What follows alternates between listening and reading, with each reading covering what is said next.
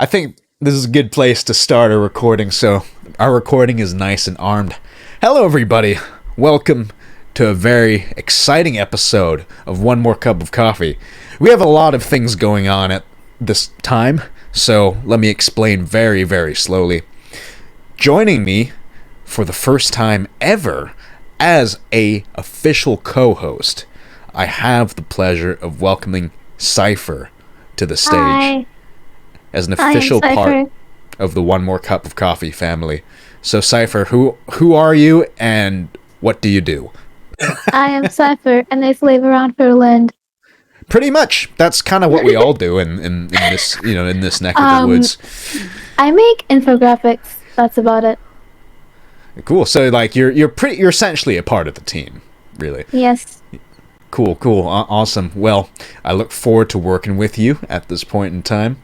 And now we are going to both introduce a single guest each. This was not in the plan, but why not improvise? I'll go. Okay. I'll go first. You go with Minsleif, please. So what can I say about this next guest? Technically, I can't really say much, but I do hope to find out more about Minsleif at the moment. One thing I do note, she really loves Dainsleif, and I think it's in the name. You know, if you ask me, but I kind of felt that aura. Please welcome Minsleif, everybody. Hello. Thank you for coming on. If you are sure Minsleif, it's nice to meet y'all. Let us also welcome Aster. Aster is, as you might have inferred from our conversation from before, that they are a very big fan of Scaramouche, and they are a content creator of lore. That makes sense, right? I think so. Yay! What do you say, Aster? Yay! Hey! Hey! Claps Hello. in the audience for our guests. Clap, Why clap, can't I do the clap emote? Clap. Patchy. I So, want to say I'm really excited to meet you, Aster. I already really like the juxtaposition between your voice and the fact that your favorite character is one of the most emo characters in the game. I think it's great. Minsleif has a really Ara voice. Alright. Oh. Say that. They're both small. It's fine. all They're both right, small. settle down, children. We gotta get down to business. I know you guys are Shut getting up, comfy. Grandpa. I know it's like a sleepover. You're in your I pajamas. don't You're gonna care, Grandpa. talk about Skara and everything, which is exactly what we're gonna talk about. Because Aster, last time I left you on that topic of Skara, we didn't have much development, but now we do. So let's talk about it.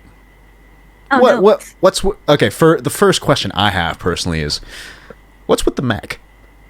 What's happening? Listen. I really like the idea that they just showed up one day to Pantalon's office, right? With the blueprints. It's like, could you please fund this real quick? Look at it. It looks cool. And Pantalon is just like, why? How does this look on our ledger? Don't worry about it. It looks cool. And then that's the mecha. Like, look at it. It looks so... It's canon. I read that in the manga. I mean, I'll use trash can. It's canon. I can confirm.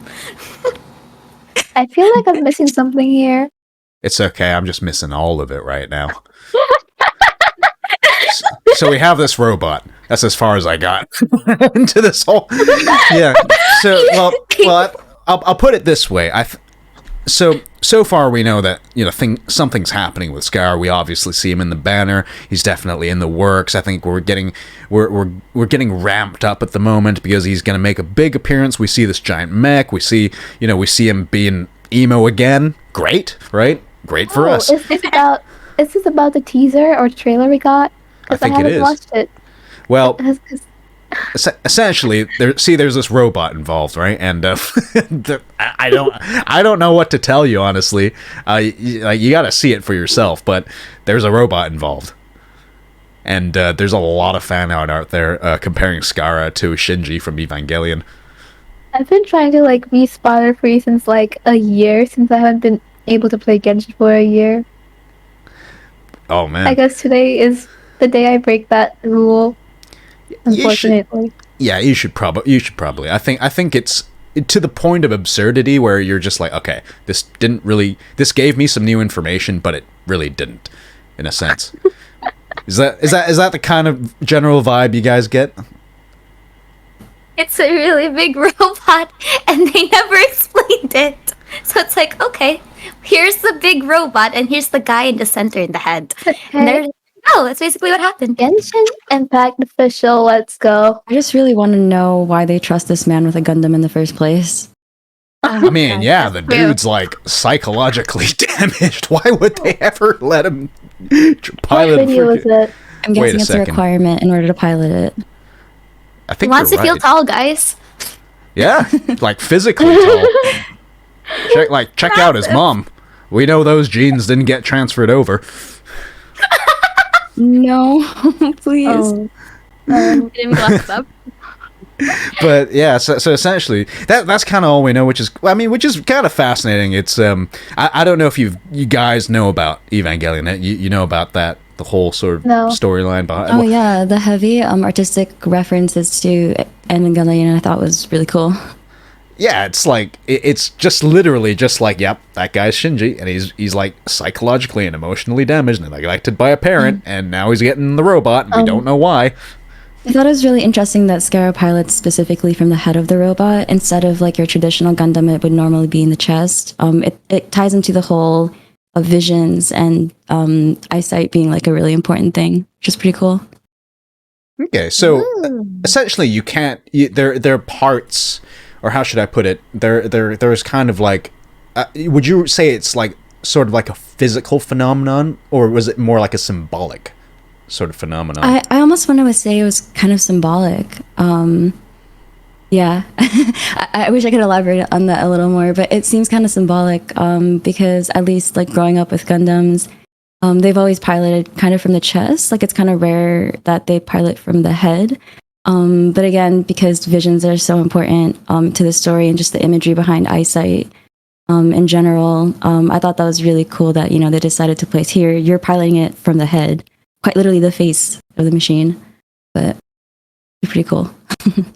Yeah, for sure. Do we ever like encounter like because I know the whole vision thing, it's sort of of course it's based on your eyesight and such, but it can also be interpreted in other ways, like dreams or something like that. But do have you kind of spotted any other allusions to the sense of sight? Yeah, sure. Like obscured eyesight, especially with the Khaenri'ahs. You have Khaenri'ah having a mask over one eye, Piero having a mask over his eye as well. I think specifically the right eye, and Dainsleif having a mask that covers like half his face, even though it's not really an eye patch. But I thought it's interesting where it's like the Khaenri'ahs kind of have partially obscured vision, and then you have vision wielders.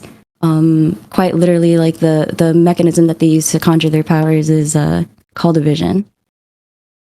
Gotcha. I'm a huge Khaenri'ah stan, if that wasn't already abundantly clear. So, like, Aster's passion for Scaramouche is my passion for a destroyed country. I mean, hey, destroyed countries, a lot of people share that passion, so you're good. True. It's the combined trauma, right? Like the shared trauma. Well, Trauma. I'm not sure they do it for the trauma, but maybe some do. I mean, if you're a masochist, it's for the trauma. Listen, I'm not here to judge. It's for I'm the here to pain. talk about lore. Yeah. So, all right. Let's dive into that a little. So, the thing is, personally, for me, the whole Khaenri'ah thing, the whole 500 years ago, there was this big bad battle, and then it was like the apocalypse, and then everybody we know or are figuring out got involved, and it just seems like this sort of mysterious convergence of things happening, or the explanation of things happening. So in the grand scheme of things, right, as far as you guys know, about the Genshin timeline, how significant was that? That's The fall something of Khaenri'ah. that's so interesting that you say that, because hasn't time canonically technically moved 1 year forward, because Kusanali is celebrating her 501st birthday, I believe. So is it safe to say that a year has another year has passed since the events of the Cataclysm? I thought that was really interesting, because I think people tried to timetable that. We've had 2 lantern rites already, and then we've had kind of Kusanali celebrating her birthday at the Sabzeruz Festival, so technically we're at 501, right? I think we're going to need an infographic on this. Cypher. Yeah, Cypher. We're going to need an infographic on this. Oh no, more things to think about. Has anyone ever Cataclysm? Oh, sorry. Go for it. Oh no, go ahead. No, I was just gonna ask Cypher. You ever created an infographic like for a timeline? No. It'd be very useful, I must say, especially because events get so jumbled up. But I did have a question for Aster regarding the Cataclysm. Aster, do you know where you stand on the kill count theory by any chance? What? Okay, first of all, what is the kill count theory? Because is there a count? Like, did somebody keep count? Was it like what? Was so it like Legolas kill count theory? Was it like Legolas? So basically, it's, to summarize it very briefly, it's just a theory that the Archons had. They basically participated in the kill count of the Khaenri'ahs. There was basically a really viral TikTok that was circling, I want to say last year, where Venti was just kind of like, "Hey Zhongli, do you remember like our kill count during the Cataclysm?" And then Zhongli tries to shut him up. So it's basically just like, do you think the Archons were maybe involved in deleting some of the Khaenri'ahs? First of all, I think they're fucking psychopaths. If that's the case, like, hey, remember the time we like slaughtered a bunch of guys and we just made a numbers game out of it? Yeah, exactly. Okay. I think I know what that TikTok is, which is why I'm getting some more flashbacks. So, as much as I would love to say the kill count theory, I don't know per se what's the the actual canon backing for that, because Durin and everything that happened. But I genuinely think A might have the largest kill count next to Zhong. That is fighting words. I feel like I agree with you. Yeah, because Miss Ma'am literally split the entire what do you call it? Almost the island of Inazuma, like in half, islands. And the thing is, I think it has something to also do with rage, like especially what happened in the incident. Yeah, right. I can definitely see that. Like, she snaps as she's holding Makoto in her arms. Venti, I think, would come around last because I think his priority wouldn't be to Khaenri'ah itself; it'll be to Mondstadt after the Durin incident, and then he does the kill.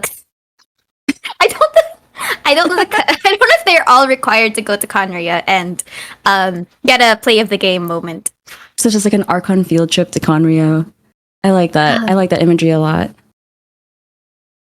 Wow. Yeah, Makoto died and eight came a long time later. So I would definitely say that, like, in the cutscene, it was still like warring behind while A was carrying Makoto. So I can definitely see A snapping after like several hours of just holding Makoto. Okay, now I'm sad. So true. Yeah, now I'm kind of sad, but that was very beautiful, somber imagery. I think it's perfect for the people that we main, just two emo dudes. But speaking of the Cataclysm and timeline, there's something that's always kind of been a mystery to me. Did the Cataclysm actually occur in one day, or did it occur in a span of a couple days? It seemed like it was kind of like Khaenri'ah got nuked, and then you had abyssal creatures exit out, and that battle with the abyssal creatures kind of lasted several years. I can see it being like a week, honestly. Like, realistically speaking, I can see the Durin incident being a day, but the incident itself in Khaenri'ah could definitely be like a day or two. Like right 3 days max. I can definitely see it that way. And then when the Archons get called, I actually don't think that it's just one big event. And then the Archons got called when everything was subsiding, and then the boxes in the sky, something like that. I can see it being like 1 to 2 days. 1 to 2 days, yeah. Yeah, I believe that, because I feel like to take down a nation like Khaenri'ah, it would take a significant amount of time. I'd like to say they at least had like a sliver of a chance to like defend themselves. What's also interesting is just kind of I want to know if we're eventually going to encounter descendants of Khaenri'ahs in the future, just besides Khaenri'ah, because I guess we do have proof from the Hidden Strife event that there are survivors, like the Albert clan, basically. So I'm excited to meet, like, Hold a on. Khaenri'ah mommy is what I'm trying to say.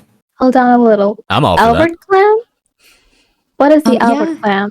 Yeah, so Albert clan is actually Kai's clan. They ruled as regents in Khaenri'ah when King Irmin was unable to. And unfortunately, this is all information that came out during the Hidden Strife event, which unfortunately was a temporary event. I think that is one of my gripes with Genshin lore, is What the is fact it? that a lot of the lore tends to be temporary. Yeah, what is it how you like putting important lore in events? Like for For real. example, Scaramouche was in a time limited event. Albedo's lore. I There's nothing. Aster. 3 years of build up is gone. Exactly, it's so devastating. I feel like if Genshin ever implemented like an Irminsul tree feature where we could at least watch old cutscenes, I feel like that would be kind of interesting. Yeah, all we get is some boring text and some voices. Exactly. And it's just like for people hopping in, I feel like some of them might miss out on the fact that Albedo literally has a Susbedo twin. Or the fact that Scaramouche was like, the sky is fake, The sky is fake. Have we figured out what that means yet? No, actually. And we'll probably never see it in like 1 more year or 2, being completely honest. I think that's a bit optimistic. You're right. You know what? Yeah, I feel like that's like a big plot. Here's a crack theory. What if From what Celestia I is fake? understand, I know there's a Ruin Guard drop that talks about a firmament, and firmament basically in biblical cosmology is the fact that the Earth is flat, with a dome on top of it. So there's a theory that basically in the world tree, its branches make up the sky, and the stars that fall from the tree are actually the fruit of the tree. So if you actually slow down the wishing animation, you can actually see like an Irminsul fruit. I think like if you slow it down very, very early on. So I think it's really interesting. I'm talking about like flat Earth theory because there is an NPC that talks about the round Earth theory in Sumeru. Oh Someone no. is asking what an Irminsul fruit is. Oh no. Oh, so I think there was like a forgive me if I'm wrong. There was like an energy amplifier event where basically we were tasked with recharging. Yeah, we were tasked with like recharging an Irminsul fruit. What exactly so I thought that was pretty interesting. Good question. I fortunately wasn't there to play the energy amplifier event. Yeah, so Ara says I hated that event. Yes, but apparently what's really cool is that it's fruit from the Irminsul tree. So I think we can surmise that stars in the sky are actually fruits of this huge tree. So that's why the sky is fake. It's not the actual sky. It's just the branches of a tree. I heard that theory from. Wait. Isn't it like the 9 realms sort of deal? I believe So it does the teach sky into Yggdrasil. Yeah, go ahead. So the sky is branches of the tree? What? Did I get that right? Like, yeah, that's it. Yeah, so it's like the sky that we see, which is why the sky is so funky. Like, if you look at the moon itself doesn't have any phases to it. It's always a full moon. And a lot of people thought that, it's just, they're saving rendering things by not giving the moon any phases. But if you actually read the New Moon Blessing of the Welkin, it's actually a known thing that the moon doesn't have phases. So the moon is funky, the sky is funky, and I think Scaramouche kind of realized the truth about it. I love how I never noticed the moon never had different phases. It's totally something that you can easily oversee. That was something that I think someone had pointed out on YouTube or like a TikTok, but it's totally easily missed. I had originally thought that was intentional to the rendering issues of the game, especially for mobile, but apparently it's intentional, which is pretty cool. Someone's asking that how would an Irminsul fruit be up in the sky if it's supposed to be located in domains and or underground? This actually goes hand in hand with the whole Teyvat. Yeah, thank you, Aster. Yeah, it exactly goes hand in hand with the theory that it's upside down, that Teyvat is actually upside down. And I feel like what Aster was saying earlier, I feel like we're very early on in this story to kind of piece together exactly what those mean. But I do agree that it has something to do with, Teyvat is upside down kind of theory. Oh. Dang. we gotta do a segue for just a little bit because there are lots and lots of things going on. So I gotta get you to, turn off your motor vehicles and, roll down the windows and chill. All right, so at a stoplight, got you. Yeah. So, as you may all know at this moment, if you've been pinged, right, we are opening up sort of the festival. I'm gonna butcher this, by the way. The Sabzeruz is that a silent Z? Sabzeruz. Sub-Zero? Sub-Zero? Sabzeruz Festival. I don't know. This is literally going to take up 10 minutes. It's that festival, all right? That Subway festival that they're, we're not sponsored by Subway.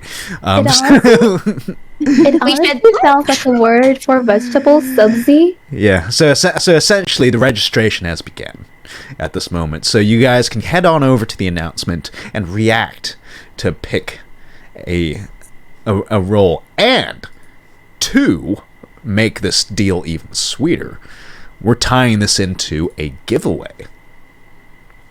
So if you go and react now, you're automatically entered into this giveaway.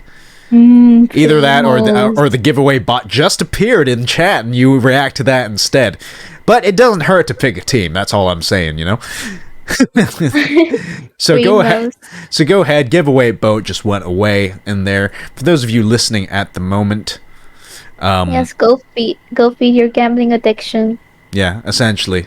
So go over there. Head over to the registration for the Sabzeruz event, and pick a team that you'd wish to join, because this is going to be a team battle, I believe, or somewhat of kind of like a team warfare. So the thing is, right, from what I understand, is that you have to be a part of one of the teams in order to participate into the giveaway. This is a very important part, by the way. So, if you've clicked it now, go ahead and join. That's fine. Go ahead and join a team.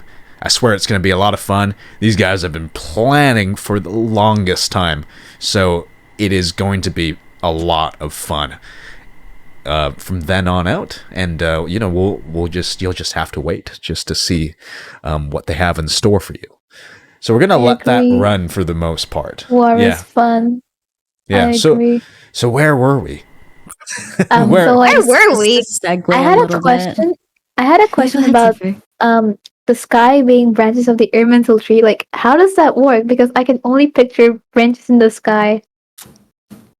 So it's interesting because we don't know who actually has jurisdiction over like the sky tree, for lack of a better term, right?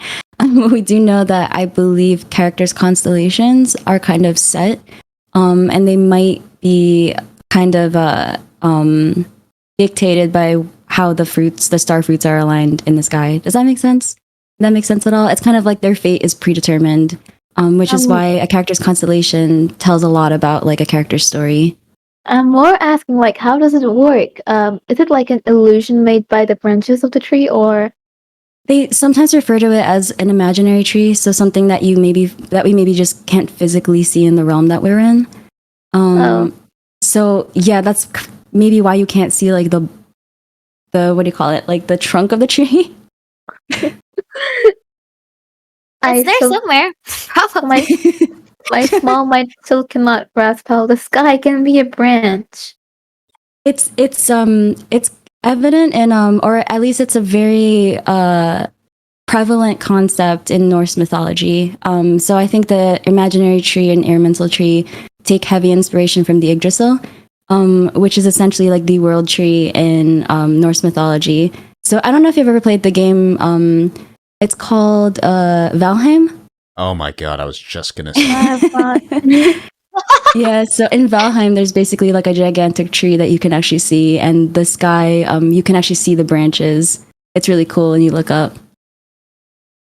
Can you talk about other examples of Norse mythology in Genshin? Sure. All of Khaenri'ah lore, a lot of its basis is founded on Norse mythology. So, for example, you have like Halfdan, you have Ejdo, you have Minsleif, Chill. They're all names that you find in Norse mythology or works inspired by Norse mythology. So it's very interesting. Yeah, I think that's like the primary. I believe like Primordial lore dabbles into a little more Anglo-Saxon etymology, but Khaenri'ah in and of itself, a lot of it is based off of Norse mythology, which is interesting because I believe Khaenri'ah itself, the name is Arabic, and it means wind betrayers. So it's interesting that Khaenri'ah itself doesn't have it doesn't have a Norse origin name, which is why I kind of had this theory that what if that's not actually Khaenri'ah's name, but kind of a term they use so Celestia doesn't hunt them down if they actually use the real name. Or if it has ties with Sumeru at all. It's interesting because we've seen a lot of Khaenri'ah information come up from Sumeru, which is pretty interesting. Are there like other how do I say this? Other like Greek, Celtic, like is there other mythology that Genshin takes inspiration from? Yeah, what's really cool about Genshin right? Impact. Yeah, you're right. Exactly. Yeah, and Khaenri'ah is an example. A lot of Primordial Civilization, I think, covers that. And also, Tartaglia, his actual name, Ajax, right? Yeah, Ajax. Yeah. Oh, no. Oh, yeah. That oh, no, you said, oh, no, why? that was in Greek mythology, right? Where Ajax does something. Okay, Ajax dies. Ajax dies. Yikes. That's why a lot of people are like, oh, no. Oh, no. Oh, no. I think it's one of the death flag indicators because I believe Please don't die. Yeah. I don't want him to. I don't want him to either. But I think a lot of people believe that he has big death flags because of Ajax and the actual was the Greek mythology. Don't cancel me, please. I always mix up my Greek and Roman mythology. Speaking of canceling, I'm going to cancel you right now because the little voice in my ear has been telling me for ages to tell you guys listening, the giveaway ends in about 2 minutes. So go ahead, join a team, go and enter the giveaway, which is up in the One More Cup chat. You gotta scroll up a little bit for the giveaway bot. The conditions are you do have to be part of the team for that. You got about 1-ish minutes left. Good luck, guys. It's gonna be a cool event. All right, I'm finished canceling. That was the best giveaway ad to ever add. That announcement was announcing. I'm a little confused about the terminology, but what exactly is a primordial civilization? It's essentially any of the civilizations that, first of all, they're not part of the seven. So that's one really big takeaway from that. Another one is that most of those people are dead. And another one is that most of their architecture are ruins. So if you go to Academia, you see a lot of ruins. Dragonspine civilization was also disappeared from the map. Let's put that in the term. And Khaenri'ah. So I think those are like the three most known ones that we have right now. Then we have the Seelie kingdom, the kingdoms that are in the Dark Sea, etc. And I'm sure that there would be more. And the one in Sumeru. I think that one in Sumeru also. Oh no, it doesn't count. It doesn't count yet because the people are not dead. Food trademark. And so they're probably not dead, so it doesn't count yet. So yeah, that's basically it. Like that's basically not a requirement to be a primordial civilization is that you gotta be dead. Be dead. So like ancient civilizations. Yeah, that's yeah. Ooh, okay, so Aster, what are your favorite parts about most intriguing parts about Dragonspine civilization?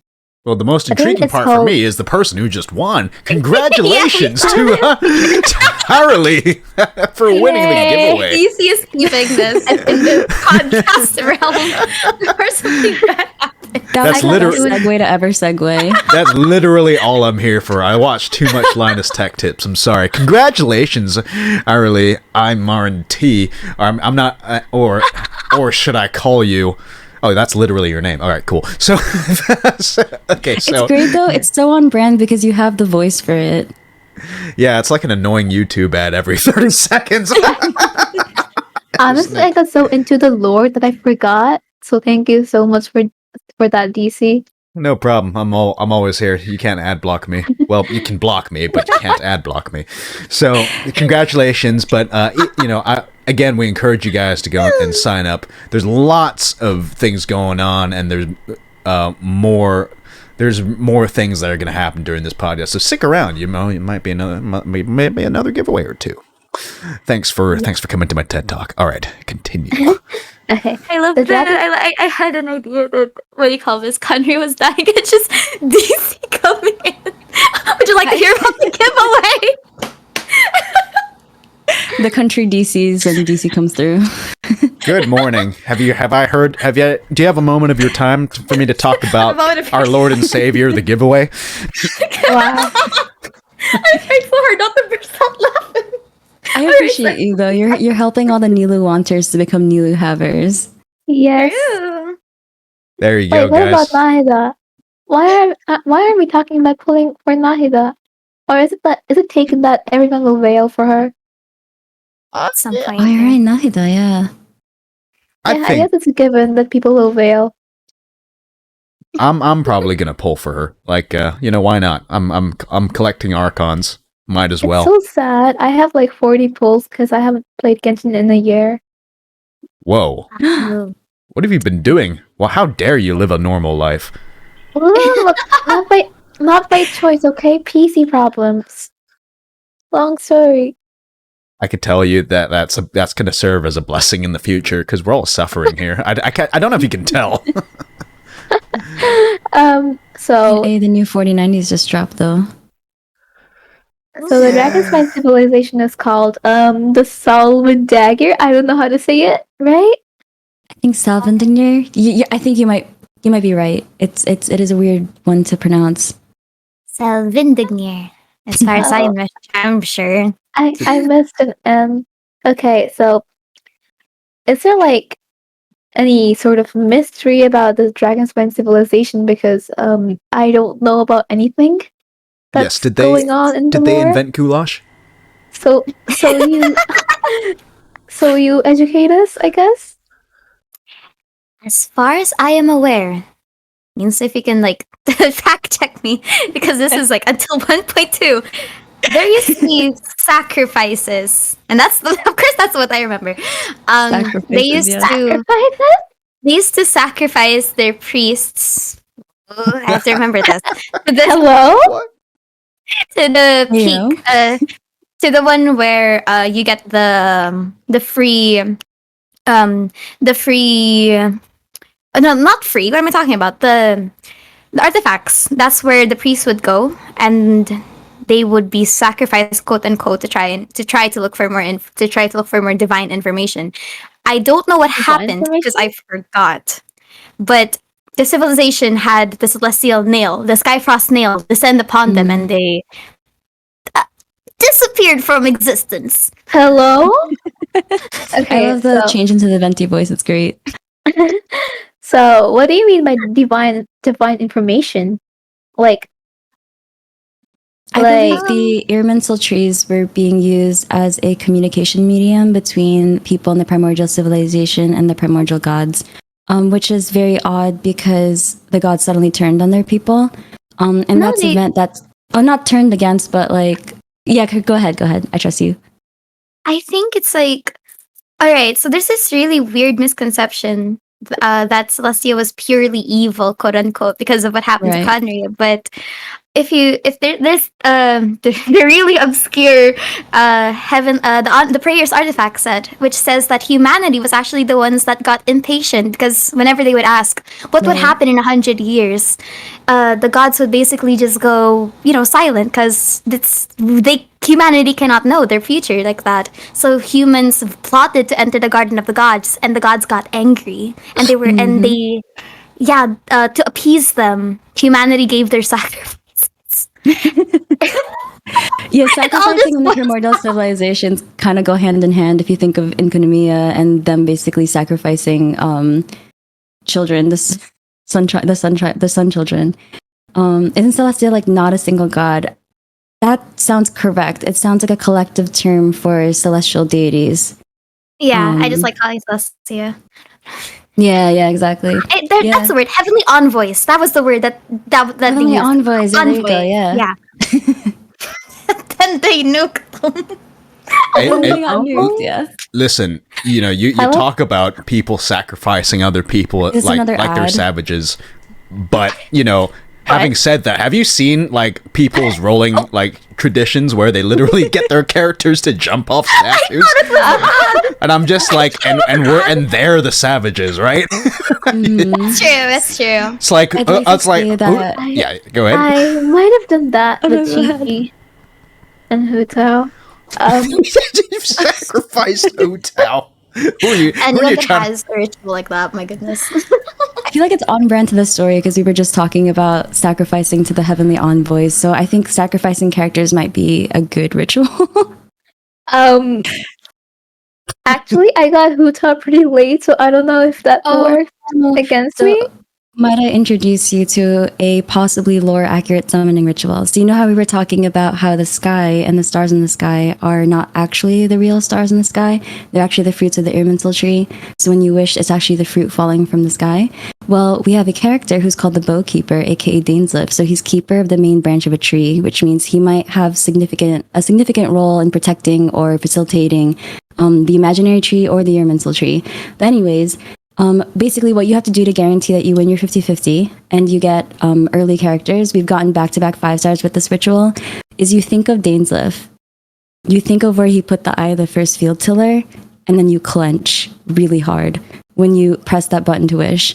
Trust, we've gotten back-to-back 5 stars. We've gotten Xiao, like back-to-back. We've gotten Raiden back-to-back. We got Mr. Kaidahara Kazuha.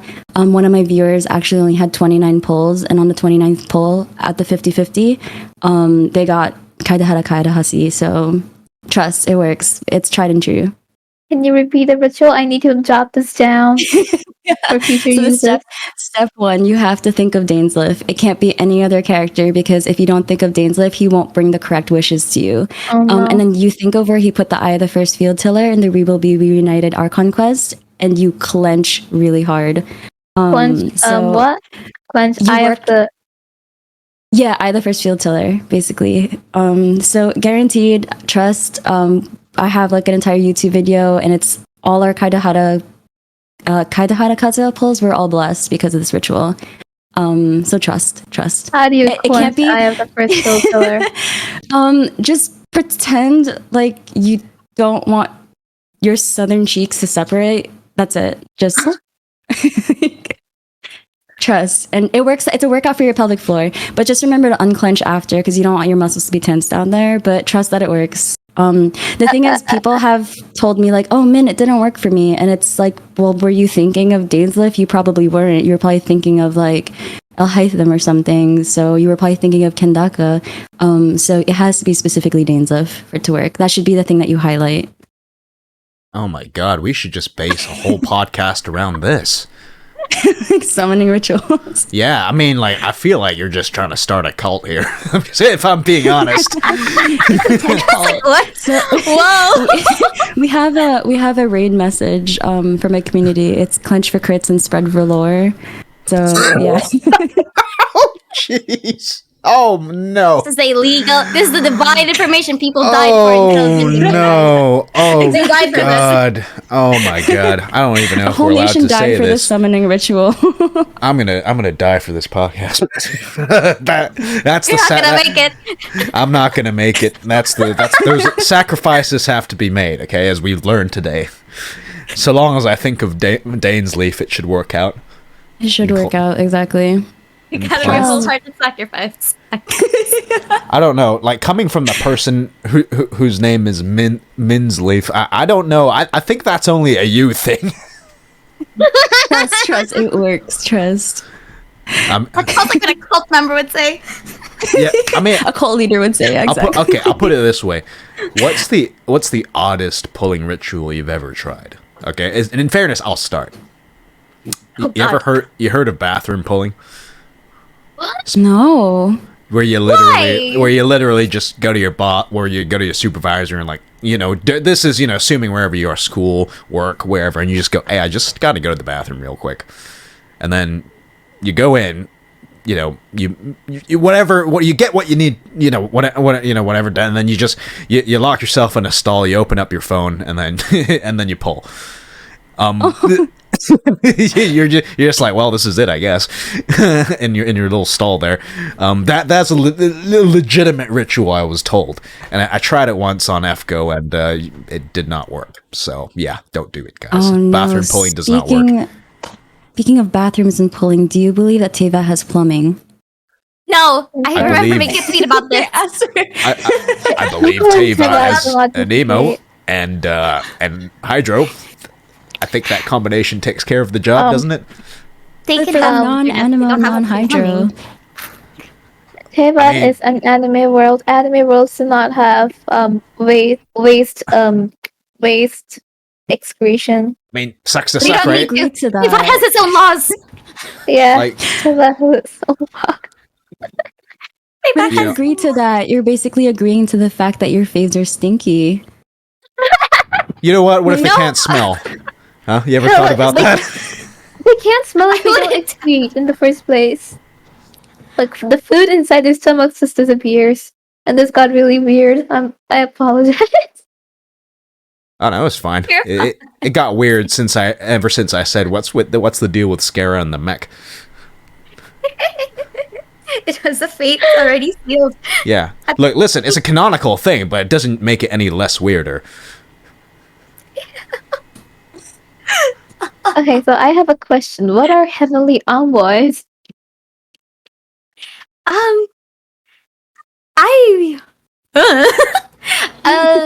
But just like context clues, my theory is just that, they're I like to believe they're just the other gods, honestly. That's what they call them, like, the archons, the demon gods.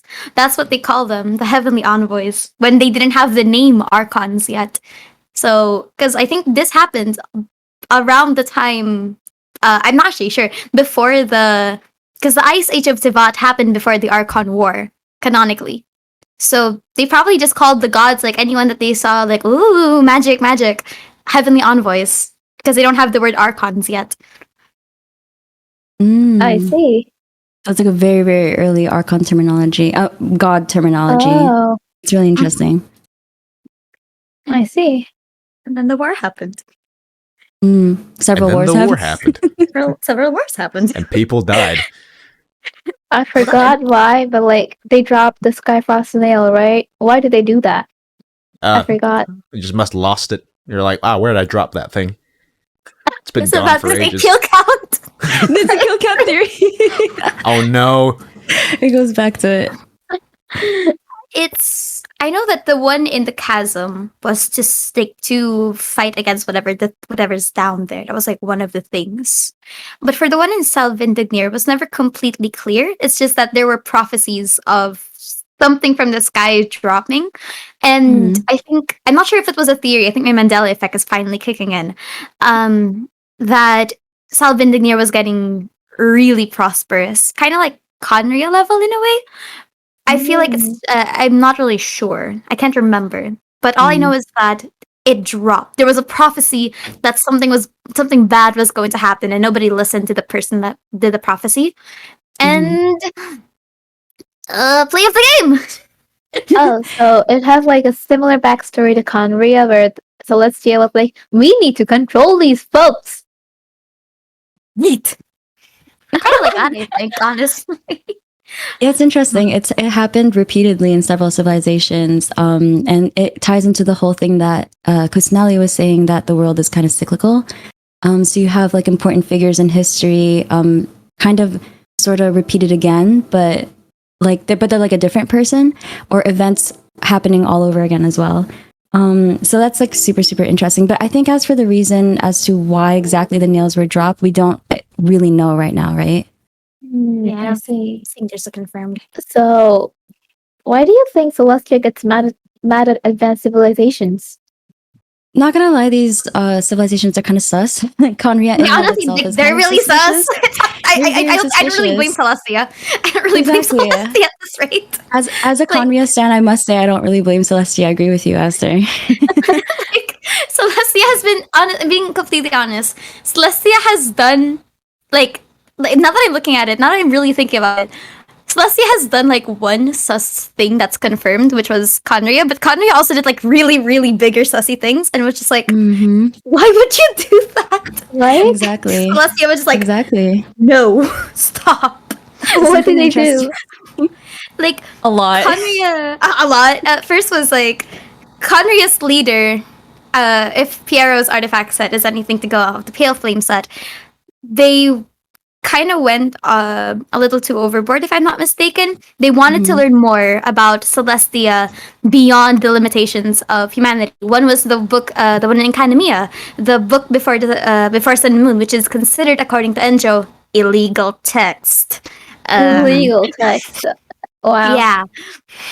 So, and then Khaenri'ah started doing all the abyssal stuff. Rhine Daughter technically was Khaenri'ah, and the Ruin Machines were a part of their weaponry. They're basically weaponry with the purpose of, if I'm remembering this right, biomimesis. That was the term that was used in their description, which is the mimicry of biological life in order to improve a certain aspect. So some Ruin defenders were made for higher defense, and then Ruin cruisers were for scouting, and then Ruin hunters were specifically for offense. So you have all these weapons being created, and then they're scattered around Tevat for some reason. Plus that really big thing in Sumeru probably isn't an accident. So there's this theory that they wanted to invade Tevat in a way. They wanted to invade Tevat, and it was the higher ups. It was the foolish sages that were kind of at fault for whatever they wanted to do. I believe that they pride of mortal arrogation, right? That was the term that the Sustainer used. Correct, mortal arrogation of mankind, and then pride of humanity has a really nice parallel to it. Right. So, if I can throw in an ad for a video I actually did. I did a video on YouTube titled "Why Khaenri'ah Sussy," and basically, Dainza says something pretty important in the We Will Be Reunited Archon quest, which kind of hints towards Khaenri'ah's ideology and maybe kind of what their government believes in. He says a line that the land should not be tilled with farming tools; it should be tilled with steel and blood. And Steel and Blood is kind of a play on words from the speech by Otto von Bismarck, the Iron and Blood speech. And this man was a German nationalist. He believed in the unification of Germany by means of war and bloodshed. So just to show you the basis of Khaenri'ah's kind of sussy government, they were very, very nationalistic. Hence all the ruin guards that they tried to, and all the ruin monstrosities that they've come to create. Yikes, man. I think it was even hinted that Khaenri'ah, while they did say that, oh, we don't have a god that's ruling over us, oh, we're so cool, proud of humanity and whatnot, there's actually a hint that the heavenly envoys were still, kind of with them in general, because Khaenri'ah is known as the land that didn't have a heavenly envoy with them, but Khaenri'ah, Enjo, if Enjo is Khaenri'ah, Enjo, it's basically a context clue that Khaenri'ah wasn't completely abandoned by the gods per se, which is that they didn't have the ruling archon. Right. Yeah, Enjo Daddy come through. Also, if you notice this, if you notice the star on Halfdan's outfit, and a lot of the Abyss Lectors and Heralds have this unique 8-pointed star. I believe it's a symbol of, in real life, it's the Star of Ishtar. And we know that Ishtaroth is kind of the amalgamation of two gods, Ishtar and Astaroth. And we know now in the story that Ishtaroth is kind of the god of time and moments, which is pretty interesting considering Khaenri'ah kind of had, like, for lack of a better term, a curse of immortality. Wait a second. Now, I actually say this with some interest because last time I actually had the pleasure of interviewing Teva Historia. So I don't know if this is updated information. I love them. He's a great guy. I love talking to the dude. And he said he made a very, very clear distinction. He said, God of time does not mean God of moments. Like, they don't they're not they're not essentially synonymous. Is that is that something Ooh. you think, could fit in the bill at the moment, or do you think like new information has changed that? That's a really good question. I would like to know more about that theory. My interest has been effectively piqued now. I feel like I want to hear more about that. Like the substantiation between there's a god of time and there's a god of moment. It's interesting because Ishtaroth, like I had mentioned earlier, is actually a combination of two gods, Ishtar and Astaroth. So could it be one is time and one is moment? Question mark? That's pretty OP. That's not fair. Just a guess. Yeah. Gander, I guess. I actually thought of you, Aster, from this current event that's happening right now, the Razor event, because they call the Munchstad wine the is it 1,000 Winds wine or something like that? I thought of you because I know you're a big Venti stan as well. And it's interesting because the terminology 1,000 Winds has also been used to refer to Ishtaroth, I believe, as the god of time and 1,000 winds, right? Yeah. So I thought that's pretty interesting because is that primordial wine? It's so good wine that it's about to send you somewhere in the future. You're about to see God. Like we forgot about, the primordial gods, but here's some wine, like primordial wine. Enjoy. It was apparently really bomb. Yeah, wine. Sure. Yeah, we love stomachache. So bomb. So bomb, exactly. Why is I personally though haven't played their. Oh yeah, go ahead, DC. Go ahead. I was just gonna say why does he drink? Why does Venti drink the wine? I mean, considering everything that's happened in Tevat, why wouldn't you drink? Honestly. Fair point. I drink to that. I'm not gonna go through my life sober. Not today. Exactly. I feel like there's too many depressing things happening in Tevat. That's why so many characters are alcoholics. DC. Yes. Osmanthus wine. Oh no, not this again. Osmanthus wine tastes the same as I remember. Do it. Ah, God. In my in the workplace, in my private moments, and with my family, it's everywhere. I get so. I can't get a single moment to myself without like some guy popping out there. Hey, can you do the funny line? The one about the osmanthus and the wine and the memories. You can't hype it up and then not do it. I'm sorry. I actually can. It's fun. But okay. No, the thing is, like, I'm hyping it up, right? And it's gonna suck, and then everyone's gonna be like, "Oh, it wasn't that great." I'm like, "What did I say?" Right? But anyways, okay, do it. Osmanthus wine tastes the same as I remember. Whoa. But where are those who share the memory? Dead. I agree. They're fucking gonna dead. pass out. They're gone. I'm gonna pass out. They don't exist. Wait, so Aster, can I hear that line in Venti's voice now? I'm curious. Osmanthus wine tastes the same as I remember. But where are those who share the memory? That is so good. Osmanthus wine tastes the same as I remember. And there's no one left to share the Venti's memory. really good. I have been asked to do it in a Paimon voice before. I feel like it's only fair to. The same as I remember. But where are those who share the memory? Osmanthus wine tastes this. Oh God, no, we gotta stop this. First thing bad. There's this one. Osmanthus wine tastes the same as I remember, but where are those who share the memory? That sounds They did like an A Paimon.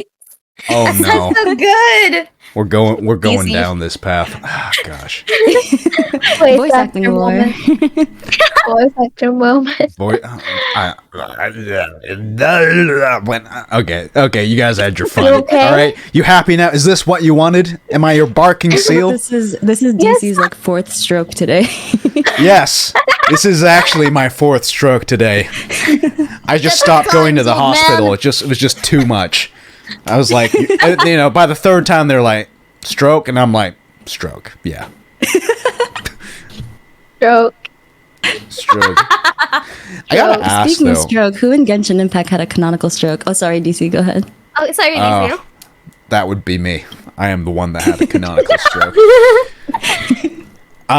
Okay, to answer you, well, now I've forgotten my question. So to answer your question, I'm going in this blind. I'm going on a blind lore theory here. I think the one that had a stroke was probably God. Who looks like they have a stroke? I think. You know what? I think it's the ones that seem most unlikely. I think Goro had a stroke. Wow. Or would have a stroke. I think he did. You know what? You don't think about it, right? Do dogs have strokes? Who knows? Right. Let me Google it. Do dogs have strokes? Wait, is Goro a dog? Yeah, that poor dude could be having like a synesthesia attack like every 7 minutes, right? Thinking that, you know... Yaimiko, it's like... yeah, he's gonna freaking die, and then he wakes up and he's like, oh, right.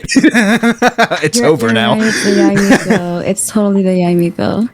Common signs that the dog might be having a stroke include loss of balance, head tilt, pacing, circling, or turning the wrong way when called, abnormal eye movements or facial expressions, impaired vision, loss of control over bladder and bowels, vomiting, collapse, loss of consciousness, more items.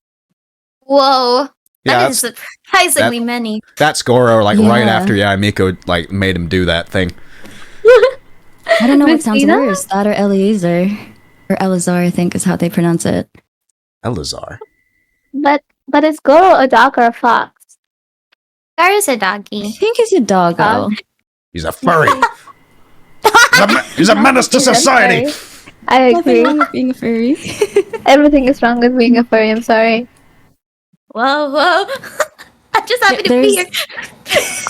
There's a running joke on my stream where they call me a furry because I'm a Khaenri'ah stan, and hilichurls are essentially Khaenri'ah people that are now like fuzzy. Oh my god. So they're like men as a furry. And it's like, there's nothing wrong with being a furry, but that is not my branding. That does not fit within the scope of my interest. Hilichurls are furries. Exactly. I gotta remember that. This is not within my expertise. And look, unless you have some like valid lore behind this or some like context clues, I don't think I can let this fly. I mean, they're right. Furries? Technically true. Hilichurls are furries. Oh lord. Okay. I refuse to comment. Happy to be here. Why? Because people will start thinking you're actually a furry? You will be hearing for my legal team. He'll be hearing for my lawyer. All right, so I'm getting a lot of mixed messages from the person in my ear about the giveaway. Yeah, I say that, but let me clarify that. If this were a real talk show, right, we'd all have earpieces, right? And then we'd all hear like the head honcho of the show going like, oh, turn to camera 3, and like smile at them and everything. I got that right now, but in my DMs at the moment, so I'm getting like a little mixed signal, so. And so I'm waiting to clarify that, but we are actually on the onset of our next giveaway, which is happening like fairly pretty soon. So I'm not going to tell you when, because you're all going to just be like, all right, I'm just going to go set a timer and then like leave and come back in like X amount of minutes or hours. You never know, hours. He dropped it. Whoops. Yeah, it could happen. Catch it. Yeah. So. But if you're not entertained yet, we do have a carrot to dangle before you. So stay tuned. And if you haven't yet, just because I'm here, go sign up for a team over at the Sabzeruz Festival. The person in my ear is telling me like it's so easy to pronounce, and I'm just like, listen, I've never heard this. I've never heard this word in my life. Like I haven't either. But is it really that hard? Sabzeruz? Oh, it's Sabzeruz, like Sub-Zero. Sabzeruz. You're very close if you say Sub-Zero. You're very close. Yeah. Sub-Zero. That's quite whitewash, but like closest we can get, right? Sub-Zero is also the number of my brain cells at this present moment. I don't blame you. I don't blame you at all. Yeah, because honestly, I find the whole lore thing super fascinating. Honestly, I'm learning every time, like because you guys make it so easy to learn. But like whenever it's chiming in, I'm just gonna be like, if you're talking seriously about Khaenri'ah, I'm just gonna be like, so did people run? Today's podcast. Yeah, and yeah, it's a valid question, right? So what? Did they run? Did they just like look at each other and go like, "Well, I guess that's it"? I have never felt this smart in my life. I know, right? So Primordial civilization lore is kind of it's still kind of like a mystery to me. I would say it's one of my weaker topics. So I did learn a lot from Aster today, actually, about kind of the god hierarchy and the history, like the early history of Celestia and stuff. I appreciated that a lot. Brain soul sharing event. Yeah, exactly. Brain cells running together. Human sacrifices. Human sacrifices. So Aster, I did have something to say to you. One of my friends that I love talking to lore about. She also really, really loves Scaramouche, right? And I was asking her, like, can you fill me in on some Scaramouche lore? Because there's some timeline discrepancies with in my head with the whole cutscene that came out. And in the most deadpan voice, she talks about Scaramouche lore, but she refers to him as Scoochie. And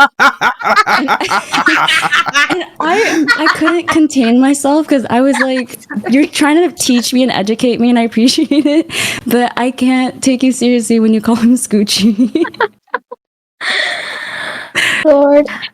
No, that's how you're supposed to. Sabzeruz and Sub-Zero, and now I feel like I need to hear you say Scoochie in a video now. I don't know how to feel about this. Yeah, I don't know. I don't even think I can, follow up on this. I don't even know where to. What? Like how? All of my videos are scripted. Why don't you count the number of letters that actually exist in his name? Like where did the O's come from? Yeah, listen. Do you guys have other stupid nicknames for characters? I call Danes of Tree Boy all the time. Tree Boy. Oh, that's such a good question.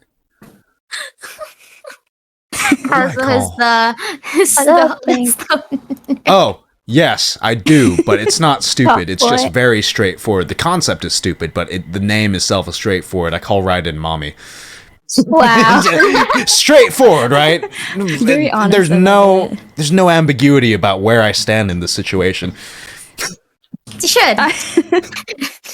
How comfortable you stand with pride. The power of one word, explains volumes about my dreams, my intentions, and my expectations, aspirations, and expectations of this game.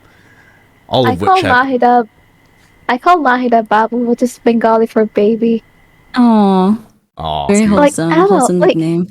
The splash art that it just, I don't know, it evoked that sense of I don't even like children, but instantly I went, oh my god, Babu, bacha, bichi. Aww. She is very cute. She does kind of strike that protective chord in some people, I will say. A lot of people flock to her defense after the events of the previous Archon quest. She looks like an infant. She does, yeah. She does. She certainly does. Babu, I will protect you forever. I'm excited to see, not discussing leaks, I am excited to see her idol animations in person and stuff. I'm sure they'll be very cute. They're going to reuse Paimon's animations, aren't they? No. I will. I hope not. I will literally cry. Something interesting. I think, how Seelie's, they spin? I think they have an idol animation where they spin. I believe in the early beta of the game, Paimon used to have that same animation or similar animation where she spins and catches her crown. I think they removed that in the final cut of the game. But I feel like that was interesting because it kind of ties into the whole is Paimon a Seelie theory. I actually want to see. Yeah. There's a theory that Paimon might actually be a Seelie. I kind of want to see where chat stands with this. How many of you folks believe that Paimon is a Seelie, or at least descendant from the Seelie race? And I want to hear your opinions too.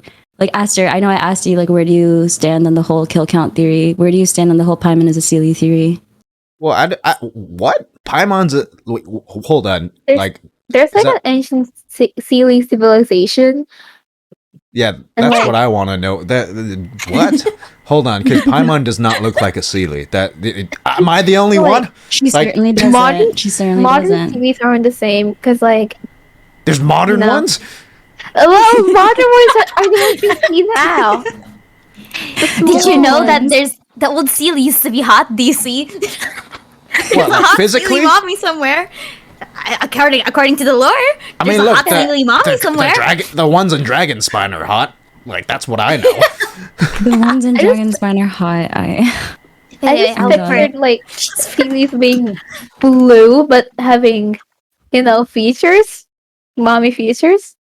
And a very recognizable feature, right? And a very recognizable feature about Seelies is that they act as guides for humans, and they also lead folks to treasure, which are two things that Paimon actually does herself. I thought she's the one that wants to get treasure, but could never find it. Does that make her a failure of a Seelie? Wait! I feel like that's so metaphorical for real life too. Am I a failure of a Seelie? She wants to find treasure, and Seelies guide us to treasure. Huh. Right, exactly. Huh. Yeah, but Paimon's fucking dumb. She can't even find treasure for shit. It's the worst Seelie ever. Dude, Seelies go to a whole U-turn even if the statue's right next to them, okay? The intelligence can't be that high. True. Their directional skills naturally aren't the greatest, like Aster pointed out. Listen, it's the 2nd anniversary, and I've had more Seelies bring me to treasure in one go than all of these 2 years Paimon's been hanging around me. We have a defective Seelie, what can I say? Okay, at least you admit it's defective, because we have a defective Seelie. So we have this defective Seelie that just hops out every time we open our main menu. Right. So speaking of Paimon theories and Paimon Seelie, we did get that cryptic line from Paimon in the previous Archon quest in 3.0, where she said, "You will feel my Paimonial rage." I don't know if it was a translation issue, but basically the reason why that word is so interesting to me is because it sounds like primordial. And there is a theory that floated around.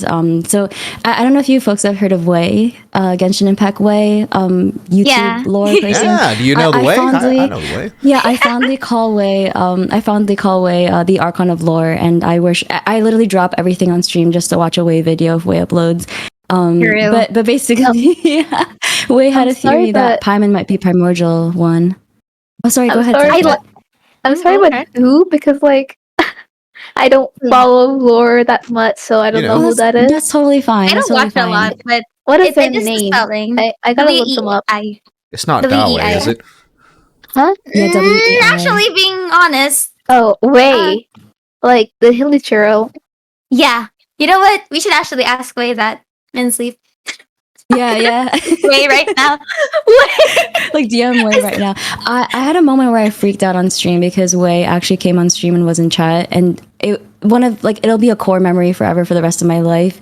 Wei literally sat in chat and we analyzed their video on stream. I'll never forget that. But anyways, Wei had a video talking about how they believe Paimon is possibly a weaker version of the primordial one. And we've spoilers for the recent 3.1 Archon quest, just in case, in 3, 2, 1.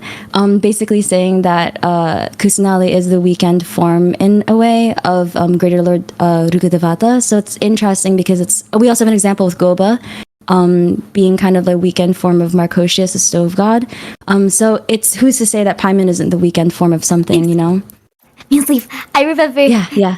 There's this really, really obscure. If you missed this in the 2.2 event, well, good luck. Basically, Paimon jokes about. I think I covered this in my recent video. Paimon jokes about. She's like, "Oh, do you know the story about? There's this really powerful creature, and then when they get their memories, they're super duper powerful." Paimon was the one that says that. Yeah, Paimon was the one that says that. Yeah, foreshadowing. I'm taking note of this. Thank you for that. Show. Says something. So I'm writing it in my notes. 2.2 Paimon says something sus about memories and getting full power. Yeah, it was so. I remember watching it the first time on stream. I was like, "What the heck?" Yeah, that's crazy. Thank you for pointing that out. I'm definitely gonna look into this now because that's super interesting. Also, there's the whole fact about Paimon being emergency food. What if that's not a joke? Like, what if the travelers have that's to why I'm saying consume it's not- Paimon in the Yeah. end in order to unlock their full power? I really don't think Paimon's going to betray us. I genuinely don't think so. I don't think it's as simple as that. I think he's Honestly, going to- honestly, I hate that theory because like it's like the most basic cliche thing ever. Right. I really hope she's not the. I really hope that it's like the travelers is already dying on the precipice of death, and Paimon so desperately that's like unlocks her power out of emotion or something, and then okay, now I make myself sad. Hey guys, you won't believe it, but I found treasure. Oh, he's dead. So I was talking about this. Also giveaway. Oh, man. I was talking about this really interesting topic with one of my dear friends, Sip Sip Stefan, and basically we were bouncing the idea that what if the twins aren't actually twins, and they're either one clones of each other or they're basically the same person and two samsaras, essentially, two life cycles are intersecting when they shouldn't be. Huh? So basically, it's like Genshin lore story. Traveler and their twin shouldn't be existing in the same time frame, but because there's two time frames colliding with each other, that's why they're both here at the same time. My face right now. It sounds like something I would think of in like 3 a.m. while I'm like on 2 hours of sleep, just going, "Damn, what if the travelers are twins?" That exactly may have happened. It may have just been us talking at 3 a.m. down to our last two brain cells fighting for third place. But I thought that was pretty interesting because it was the whole idea of the Sabzeruz Festival and Samsaras. But we talk about one cycle repeating itself, but what if there's actually a situation where two cycles are intersecting with each other, which is why we get these jumble of events, for example, with like A and the whole Sakura tree, which I know that ties into the whole time splice theory as well. I just thought it was like interesting because time is messed up in Tevat. So who's to say there aren't like funky things happening with, timelines intersecting? So Tao says maybe Aether and Lumine are previous incarnations of themselves and they cannot interact with themselves. Oh. They're previous reincarnations of themselves and cannot interact with themselves. Syzygy, the male and female aeons. Mm-hmm. How the thing is, I don't know if how much of Tevat's rules apply to that because Right. The thing is, what is the scope of Tevat's time, etc. kind of deal when you have travelers that literally break through the physics of stuff? Do they even apply? Is my real question. It's the real question in all of this. Yes, because it's the travelers don't even come from this world, kind of, so do the rules of this world sort of apply? I feel like to an extent it must have, right? Because they have constellations that are tied to this world that they're currently in, right? Yeah. So I think they mentioned something about the sky. I don't. Oh yeah, they said that the sky was weird, like unlike their homeland. Weird. Yeah. The sky's certainly weird. So someone had this really interesting idea in my chat once, where they said, "What if Traveler just thinks they're leaving the world, but they're actually just visiting Tevat every time they have like a different historical cycle, so they don't recognize Tevat because they've kind of." In a weird time loop or whatever situation, but it's like they think they're going to different worlds, but they actually have never left Tevat. That one kind of messed with me. So bad for Zhongli then, if that's the case. Yeah. So bad for Zhongli. He was like, "Oh, you are the Celestial Atlas. You will be the witness of everything in Tevat. When you leave, you will carry our story after erosion." And Right, and it's like quite literally because you've never left Tevat. Interesting. Like, oh no. Welcome back. The illusion of freedom. The illusion of choice. Tao was saying something interesting. Maybe the world is upside down. All the gods are named after demons. Correct. Like the gods in the sky are named after demons, which theoretically should be below the ground, right? Irminsul grows upside down. Yeah, I think what we physically see are actually the roots of it, right? I think so. So my question is, if it kind of contradicts the whole theory about the sky being the branches of a tree, so are there two trees? So is this imaginary tree is it feeding off of the upside down Irminsul tree? Ooh, that's a. Are there actually 2 trees? Yeah. Well, Do you think you're Minsleif just is gonna related break to the the trees in tie. the domains? You know what? Why not? Sky's already a tree. Might as well be 2 trees at this point. Might as well be 2 trees, yeah. Like, But no, just stop it us. could be. Like, listen, I can't explain why there's a tree, but I sure as heck can't explain why there are 2 trees. So why not? Mythology. Norse mythology. The beautiful part about what do you call it, Celestia was if you look at the screenshot, or maybe I'm getting Mandela. It could be that there's like a visage of a tree somewhere in there. I have to look this up before I say anything stupid. It's also interesting because it's kind of like I was talking about this with another fellow lore enjoyer about how it seems like the Skyfrost nails, they exist where Irminsul trees used to exist. So what if those Skyfrost nails are being used kind of as conduits to draw power from the original Irminsul tree into the imaginary world tree that we see? It was like an interesting theory. Again, another 3 a.m. 2 brain cell theory. But I feel like with us being so early in the game, I feel like nothing is out of the realm of possibility, you know? That is true. The thing is, we know so little. So at this rate, everything's just like a shot in the dark. Like nothing can be confirmed. At this rate, there could just be like a bunch of trees or no tree at all. Honestly, I'll be funny. The tree was a lie, just like the sky. Just like the sky. So Aline in chat said something really, really interesting. That's there basically in Kaaba there are 2 trees.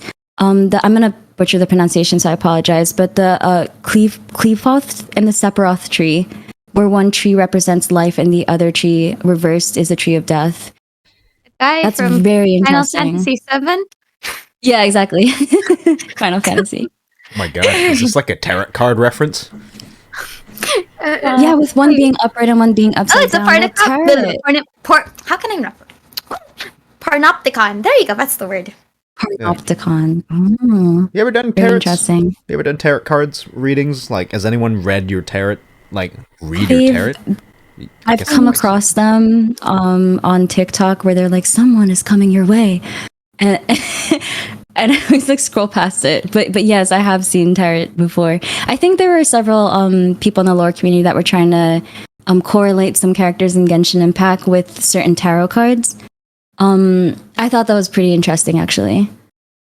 I really like those. They're fun. Great business idea. They are very, very fun. Yeah, they are very, very fun.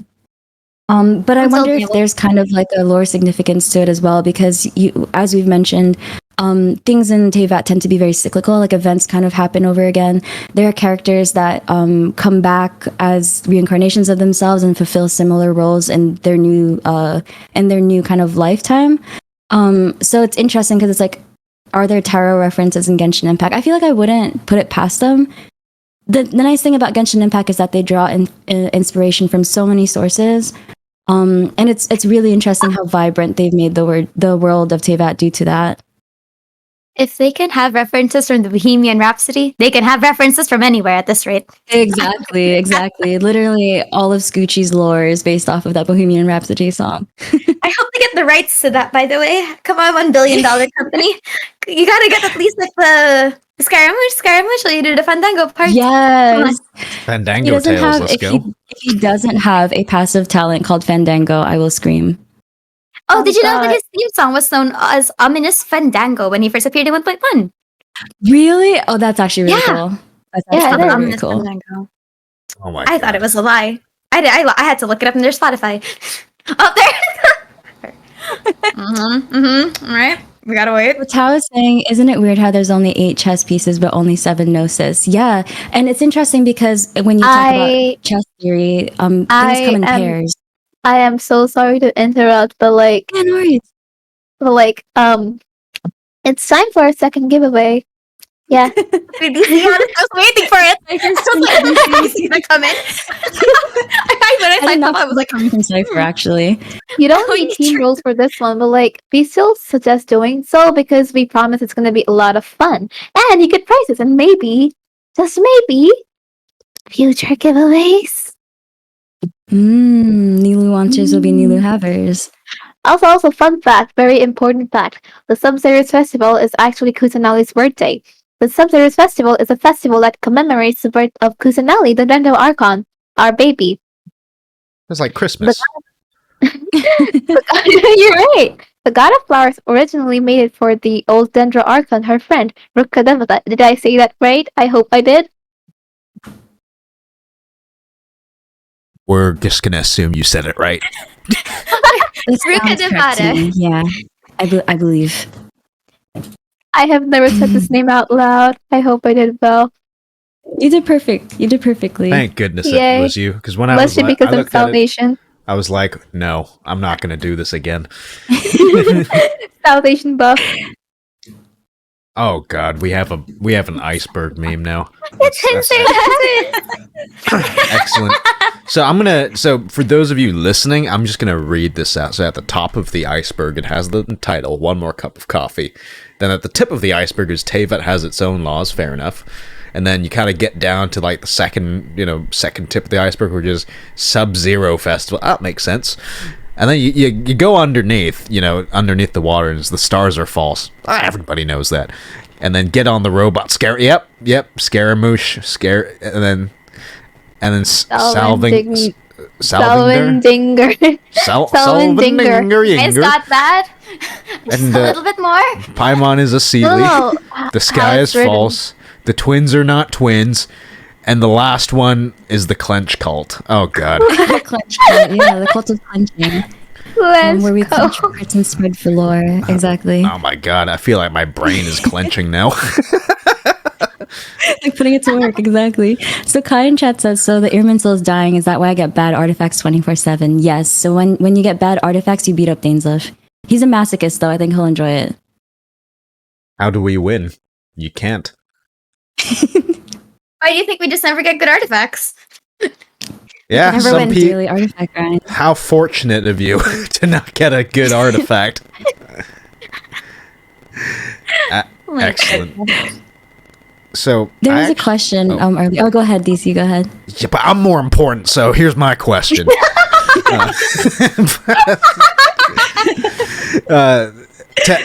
It's okay. It's based on more so theories. So if you're familiar with the franchise Evangelion, it's funny because like 80% of the lore is made by fans. Let's be honest, right? So and Anno, the director, just goes like, yeah, sure, why not? If it makes you happy.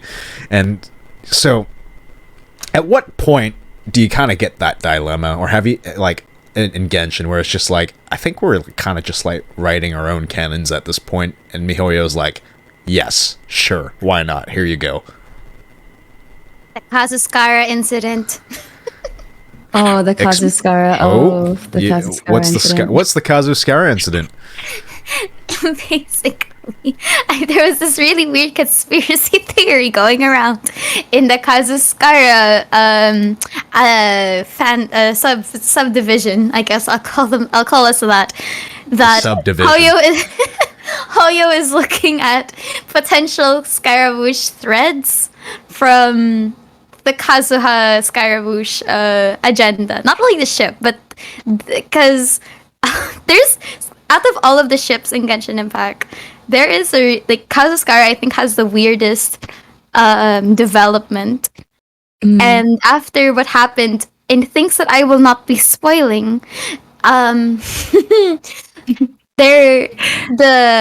the theories that Hoyo is taking bits, at the very least, from fan works. So for character dynamics, not necessarily romantic ships, because obviously they couldn't do that. They can't do that. But more so the dynamics between two characters, and if they use the fan content to see if it's actually possible to have a dynamic between two characters that you normally wouldn't see. And that's, me putting on the tinfoil hat, but it's really funny that they've come so far. I'm proud of them. It's till the end of the giveaway, guys. Be sure to react and get your team rolls for more fun stuff in the future. Why is there an emote? Oh my god, there's an emote! So going off what you're saying, Aster, that's actually very cash money of them to do that, because I feel like that kind of tactic, like let's see what the fans like. Let's see if it's even possible to put it in the story. That's like a print money kind of method. I applaud them for that, not gonna lie. Oh my god. Really? Because Oh I think they're just god. lazy. That's just lazy writing. Wow. Stealing from the fans blatantly. My god. We steal content from them, technically, so they can True. steal back. It's a Yeah, self-fulfilling it's mutual prophecy. theft. It's a symbiotic relationship. I mean, good for them. They're making money off of you guys. Like, Yeah, you guys exactly. are none the They're wiser. securing the bag for sure. Yeah. And my input on it says, hey, listen, Skara hates his mom. Kazuha also hates his mom. I think He it could does? work. Yeah, Kazuha freaking hates Skara's mom. What are you talking about? Oh, that was meant. I thought you said that Kazuha hated Kazuha's mom. Oh, nah, they both hate Skara's mom. I think that's the one kind of sparking their life at the moment. And Shared the interest. mom is just unbothered and moisturized the entire time. Yeah, Shared interest. I can give her to me. I'll take her. Happy. I'll take both of them. Hell. I wasn't part of this Kazuskara agenda until they started. I think at some point, it's one of those ships that have the biggest quote unquote lore within the ship. Like the development of how the ship actually started to develop was so weird, and now I think statistically it's the most popular Scaramouche and Kazuha ship for their characters respectively. It was weird, and then Hoyo does this, and it's just. Maybe they did try to steal stuff, huh? Oh my They goodness. tried to steal stuff. They tried to steal So basically, if you have a headcanon that you want to become true, now is the time to post it and really like have a cult around it. You know? That is true. Because yeah, exactly. Because they scope to see. My headcanon is that Arataki Ito is my boyfriend. Come on, Hoyo. You can totally, yeah, totally. If It can Hoyo can happen. put the Scara Simps in the game, I'm sure they could put you as There's Yeah. going to be an NPC named Cypher that is a huge fan of Arataki Ito. It could totally happen. Nothing is off the table. Not at this point, no. I see. Ara says my headcanon is that me and Beto and Ningguang is canon. I'm all for that. I support it. You know There who was my a favorite question ship is? earlier. Oh yeah, who is it? You and Raiden? No, it's Koseki Maru. Kosekimaru? Koseki Maru. It's not even a ship you've heard of. Ooh, that's interesting. No, this is Mitoboru, isn't it? Yes. Oh my god. It was like an actual It's my- ship. I was like, who's Koseki? Meet the I was like, boat. Kawamaru? Wait, is a boat really named Meatball in Japanese? Yes. Yeah, Yeah, there's you're that- absolutely correct. Meatball. Yeah. They named him after the guitarist Meatball. Meet the boat. Meatball. That's so SpongeBob. awesome. Meet the boat. So Tao had a question earlier about chess theory in Genshin Impact and how there's 8 main chess pieces, but also there's only 7 gnosis. And that's very interesting because I feel like chess theory kind of ties hand in hand with slime theory. So if you look at the protrusions coming out of the heads of the slimes, you can kind of correlate them with pairs. So for example, Pyro and Hydra both have like horns. Yes, so several Aranara are aware of this theory, but it's like both of them have horns, Dendro Electro and stuff, and it's weird that the only one that doesn't have a pair is Venti, which is wind. Someone also noticed that when you pause the screen, you know how nothing moves, just Paimon? One thing that does move, however, is the wind when you pause, which I thought was very interesting. It's drawing that correlation in the mechanics of the game between wind and time. Essentially. I'm going to pretend like I know what that means. Wind and time. Those are 2 things that definitely go together a lot. Right. Also, I And think important- everything happens in Important pairs. news. Important news. Someone has won the giveaway. oh my god. I have no idea how to say this name. HKOL07, congratulations. Yes. You will now have a higher allowance of gambling currency. Congrats. Yeah. We just give you more currency, so you just come back and gamble. We're practically a casino, essentially, at this point. Do not forget to get the team rolls once again, because it is worth it, we promise.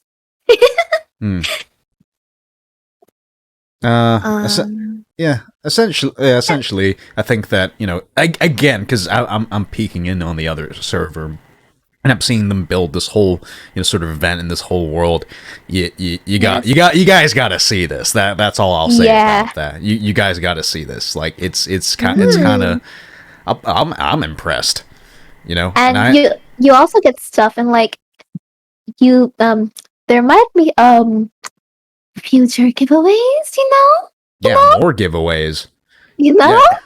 It's the type of giveaways that where you don't have to sit down and listen to an ad every once in a while. That sort of giveaways. Good sweet deal if you ask me. So I actually have a question in regards to the I think it's in lore in general. So or I suppose so. It's more of like an open-ended question, but I'm kind of curious to hear, and it's more of an update, really, for myself and perhaps a reminder for everyone else.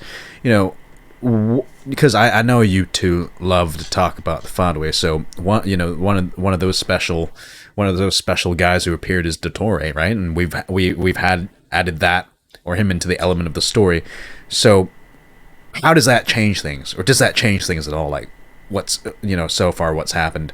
Like, have we learned anything new about the Fatui? He doesn't look that bad anymore. Okay, you're just standing him. I think it's very. I mean, Aster's not wrong, honestly. Okay, you're standing him too. This is not what I wanted. Listen, as a research student, I have to appreciate his work. He's very nice to look at, okay? But aside from his physicality, I love the point we're in the story, because one of my gripes with Genshin lore has always been the fact that I've always felt safe in it. It always feels like, someone's going to save the day in the end, Traveler's going to be okay. I never really felt the fact that we're in mortal danger. And I feel like Il Dottore, not only just being in the story, but also being the number 2 Fatui Harbinger right beneath Piero, just makes him seem like a formidable opponent. And it's just, I want danger in the story. It's like, I want to feel like we're going to lose. I want to feel like the stakes are very high, especially now that we're kind of approaching the midpoint of the story, being in Sumeru and the next nation being Fontaine. So I like that aspect of danger that Il Dottore introduces to the story. And it makes me very interested to see how they're going to kind of navigate the situation now that he's in the picture. His face is also quite dangerous, I must say. I must say, I'm quite caught off guard, because, like, to me, the whole gacha system's fucking dangerous. Like, and I'm in danger constantly. So I don't know what you're I'm always feeling like I'm in constant danger. You're not wrong. You're not wrong, especially with El Hytham on the horizon. You're definitely not wrong. And Dihya, yeah. Except it's kind of like the opposite. Like, with each new character, like, they put on in the drip, I just look at it, I breathe the deepest sigh, and then I look at my finances, and I'm like, yep, guess we're doing it. They're in mortal danger, your finances. Constantly. I'm just reading comments now. Crap, I forgot about Hytham. Oh, another person we could talk about. I think, so if you would like Primo Gems in order to pull for your next husband or waifu, join our next giveaway. Yeah, that was a really good segue. You didn't take it. Yeah, join our next giveaway. Yes. Or not. Now do it. Do it. Do you feel like you're in danger because of the story of Genshin Impact, or the fact that another character's coming and is a threat to your wallet? Please tune into the next giveaway. Yeah, it's not going to solve any of those Great problems. Campaign. Great campaign. So, it's kind of like it's sorry, gonna go for give it. you the sweet taste of primo gems, and like you're gonna be like, I need more, and your wallet's gonna be. I don't know how to. I don't know. Like I don't want to speak about it. It's quite saddening. This is so sad. I love sad stuff. But you know what wasn't sad? The anniversary event. I thought they nailed it, honestly, in my opinion. I thought this year was way more palatable than last year's, I will say. Yeah, like no Chi-Chi of death. Sorry. Wow, No Chi-Chi of death. I love how I know nothing about this. Ha ha ha. You mean like the anniversary stuff? I can't play Genshin, you know. Oh yeah. So, Oh, that's well, right. there's like other stuff they're doing, like, you know, the music stream and the fan art stream and everything. Mm-mm. Oh yeah, I forgot. I forgot. I can speak on behalf of the music community, if any. You know, are you out there? We'll find each other someday. But what was cool was that they legit got some pretty big names on that. Really? Right, Genshin. yeah. Well, they're What do you big mean? names to me, right? Big's a relative term. Mm-hmm. That, in What do my you mean? case, not really too. But like Honestly, they. I don't know. I don't think I know anyone. Yeah, so they got Flo, and Flo has done tons of Really? animes. Oh, yeah, Flo. Yeah. I don't know if you saw, but Oh. if you saw a band with a dude playing the taiko, that's Flo. Yes, yeah. Who's Yeah, I didn't know. Flo? I had That's no where idea. the Raiden banner budget went. Yeah, Who's Flo? Honestly, yeah. That's where the it went to Flo. musicians. But who's Flo? It went to a dude named what was it, Antonio Vivaldi, who's a pretty dang, like, well recognized shred guitarist, and in the guitar shredding community. So I'm just looking at it going like, what are you doing here, bro? Like, that's cool, but what? How'd you get here? Who's there Yeah. to secure the bag? And then there was another band called Zaon, which consists of like one of the like 6 of the top musicians in Japan, and at this That's moment, crazy cool. yeah, and one of them who I've been following, ever since, like, she did like anime K-on covers, is called Senri Kawaguchi. She's a monster on the drums, and I was so surprised to see her on there, which is awesome. So you could definitely tell they blow the budget. Oh, I've got a question. Who do I main? Who do I main? Whoever I feel like that day, honestly. I technically have like 2 comps. I have the Hyper Raiden carry, and I set it up. Classic. Yeah, I set it up like that, all for Raiden. So, she's a nuke. Like, all she does feel is like- like... Oh, sorry, go for it. I feel like all you're doing right now is like giving people more of an incentive to make bad financial decisions. Listen, I can barely keep my finance in check, okay? Drag Whether... it all down. If don't people have to- choose to listen to me speak about this stuff, that's on them. You don't have to drag others with you, you know? I don't care. I really don't. I don't care. I'm just going to tell you to roll, because I can't be the only one suffering, can I? Or else, what is it all for? What is it all for? I can't justify this unless people can help me justify it. Man. So in a moment of transparency, which character from all of you guys have you heavily invested in? And I mean, like, did you get cons for them? Did you get weapons for them? Oh, that's easy. Raiden. Raiden, for Would you say sure. you're not ready, Aster? You're gonna go first. No, DC. Why Raiden? Why DC, not? why Raiden? Okay, I'll tell you why Play. Raiden. Why Raiden? Raiden, because I'm joking. I know exactly why. Raiden, because her Japanese VA shares a like her, she also does Mordred from Fate Grand Order, who's one of my favorite characters. For both Aw. being So when I found out that she was doing Raiden, I flipped out. I was like, oh my god, like, this can't be happening. And it's like, oh my goodness, I'm just gonna spend all my money, I guess.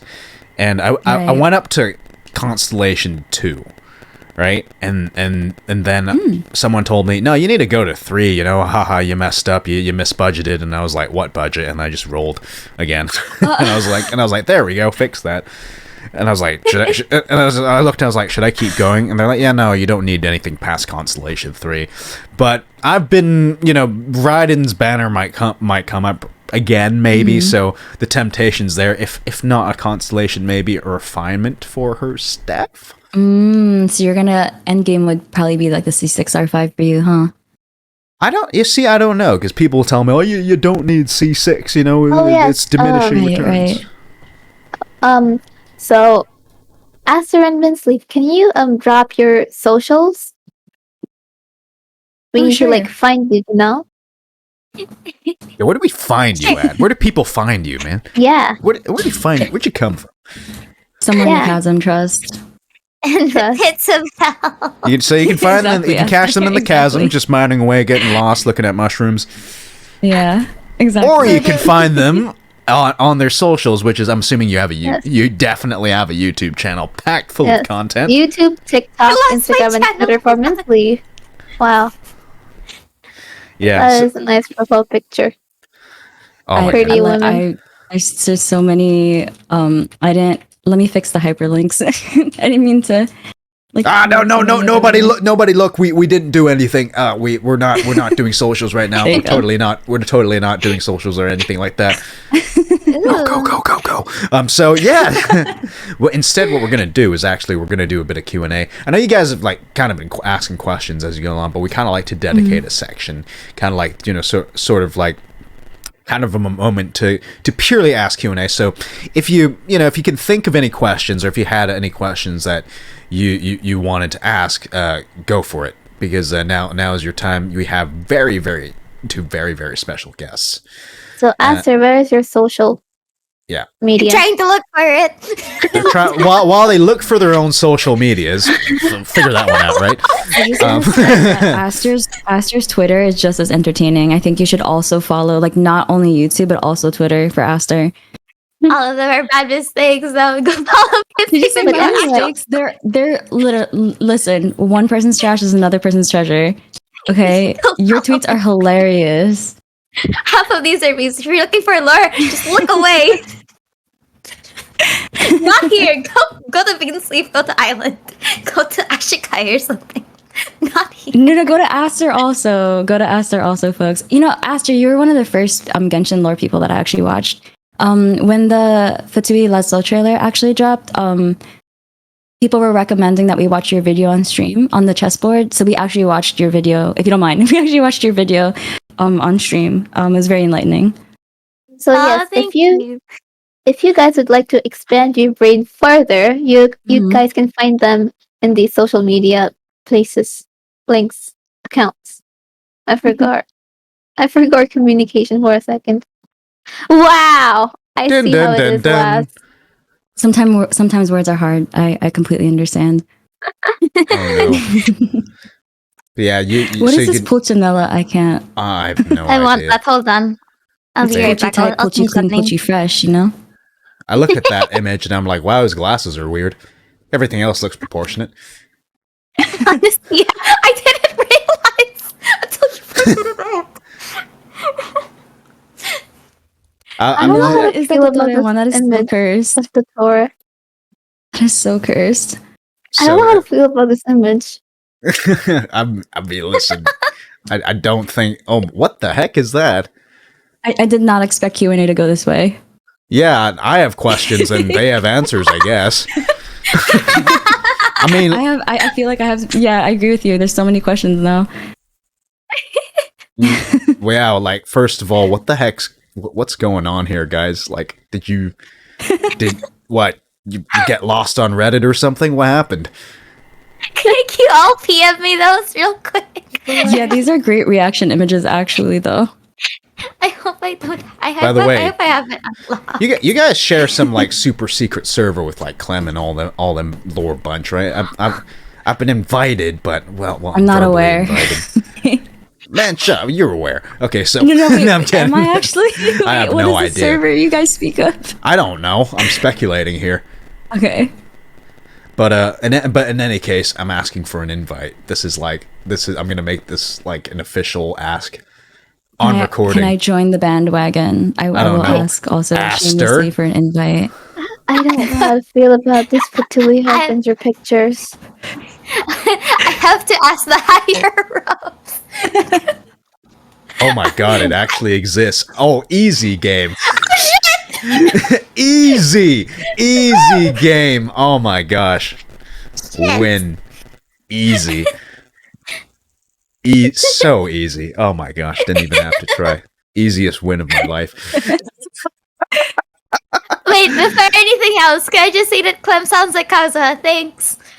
Yes, he does. Clem He does sounds sound like Kaza. Kaza. Oh, he does. Yeah, he does sound like Kaza. That's right. We should get all three of you on here. Like goodness, like it's gonna be a ball I of would a love time. Clem to be here too. We Yeah, just grab like Brain rot. I Brain gotta rot Why is podcast. that so nice? yeah, I had an immense pleasure talking with Clementine and his brother. Even though his brother's kind of like on the kind of like the main back burner, like he's the one like kind of like doing the research, and Clement's the one like putting also interested in the research, but he's the one that kind of like the spokesperson. So it's a really cool relationship. That is actually really cool. Yeah, Too. You know who else we enjoy talking to? These people here, Aster and Minsleif. Thank you for the great mention. Who? Me. Oh right. Daddy Deliciousness and why we're here. Oh right, forgot. Oh yeah, we're doing the podcast. So. Oh Yeah, not the daddy deliciousness. Oh. Oh Hey, my goodness. listen. This is what you named yourself. I'm only It reading. is. I will own up to that. This is funny. I'm reading your ID That name. deliciousness and why I'm here. This is your identification name. It's yeah. I brought this upon myself, admittedly. It do be like that. Such is life. It's alright. I actually got kicked out of that Animal Crossing server a couple months ago because they were like, "Your name is too obscene," and I was like, "Oh, sorry. I'm sorry." What? They're just weak. No offense. Useless. I Worthless. agree. I agree. By the way, we were actually trying to get Clem back. So if it could happen. Like we could like stuff like all three of you and just let you go wild. Brain rot I would love podcast that. is my for reality. sure. We're gonna commercialize on that like we are right now with this this Just gonna jump into Clem's DMs out like, of please. topic sort of thing where we're claiming we're talking about lore and then suddenly we're trying to start a cult. Lemon time. A clench call. Yeah, come through. Clench your crit spread for lore. But yeah, Believe Clem. me, try it on your next Milo pools. It'll work. Trust. This podcast was sponsored by Raid Shadow Legends. Type CNC 15 for 15% off your first purchase. We aren't sponsored, but we can be. There, as we've learned today, there's quite a lot of good voice actresses among us. I said the funny word, but yeah. But yeah, Sussy. you guys actually have This looked one line is very iconic. Yeah, you guys have actually looked into the voice acting gig, haven't you? I can kind of tell. Yes. Oh no, I haven't. I haven't. Actually. I love how Aster, I I feel like love you'd be how- perfect for it. I love how Daddy Deliciousness has a mommy voice but can't go to Paimon voice. Thank you, I appreciate it. So one of my goals in life is actually to voice the NPC that used to shine Danes of shoes every morning. So What? if I could just get that specific maid or NPC, my life will have been completed, Oh my god! It's all about the leaf. It's all about that. It's dude. all about the leaf, Yeah, exactly. Are you? That's is my this goal in you? life. God, I can't click into that image. It's not loading What is for that me. thing? I have no idea what that is. I have to download. Is this me? Yes. How'd you know What that? is Oh my that? gosh. Yeah. Oh my So God. Video. ever since I got stuck in that pyramid, I kind of like you can see me But blowing what off is some that? literal steam. I got my eye on you. I'm the Eye of Sauron, by the way. That's who I am. I sit on Always this watching. pyramid. Yeah, I'm always watching. I've seen shit. What can I say? What is that? Is that why you're crying in this picture? The ride Yeah. in tears. The ride. The Yeah, the Raiden ride. The ride in bathwater coming out of your eyes. Huh? That's exactly what it is. You know, Hello? I'm just because I'm just so full of it. Hello?